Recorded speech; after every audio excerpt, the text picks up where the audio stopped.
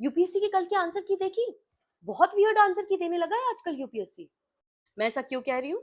क्योंकि यूपीएससी ने 2025 में ये क्वेश्चन दिया था जो कि आरबीआई की इनकम से रिलेटेड है, और हर कोचिंग इंस्टीट्यूट ने पता है इसका आंसर क्या दिया था? इसका आंसर दिया था 1, 2 एंड 5। यानी आरबीआई की इनकम जो है वो गवर्नमेंट बॉन्ड खरीदने या बेचने से आती है, फॉरेन करेंसी खरीदने या बेचने से आती है, और हमारे जो करेंसी की प्रिंटिंग और डिस्ट्रीब्यूशन है उससे आती है। और यह आंसर यूपीएससी ने पता है क्या दिया है? ए, यानी 1 एंड 2। हो गया ना जो। अब यहाँ पर एक चीज समझने की कोशिश करिए, एग्जामिनर के माइंडसेट को समझने की कोशिश करिए। वो आपसे पूछ रहा है कि आरबीआई की इनकम क्या है। जो फिफ्थ ऑप्शन है, यानी printing and distribution of currency, इसको हम कहते हैं सिग्न्योरेज। सिग्न्योरेज जो है, ये इसका मतलब क्या होता है? इसका मतलब होता है difference between real and face value of a currency. जैसे कि मान लीजिए 500 रुपीज का नोट है। ये जो 500 रुपए का नोट है ना, इसको बनाने के लिए कॉस्ट कितनी लगी? मान लो 2 रुपए लगी, लेकिन इसकी फेस वैल्यू कितनी है?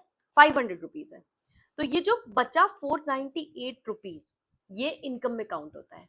लेकिन सबसे बड़ी चीज, ये डायरेक्ट इनकम नहीं है, ये आरबीआई की इनडायरेक्ट इनकम है। यानी अब जब भी आपसे आरबीआई की इनकम पूछी जाए, तो एक्सप्लिसिट सोर्स जो होंगे आरबीआई की इनकम के, सिर्फ वही माने जाएंगे, इम्प्लिसिट सोर्स नहीं। सिग्न्योरेज जो है वो एक इनडायरेक्ट सोर्स है आरबीआई की इनकम का, और इस वजह से यूपीएससी जो है इसे इनकम सोर्स नहीं मानता है। ये चीज आपको बहुत ही अच्छे से याद रखनी है, क्योंकि यूपीएससी अपने क्वेश्चंस रिपीट करने के लिए बहुत ज्यादा फेमस है। तो 2026 में मान लीजिए आपसे अगर सिग्न्योरेज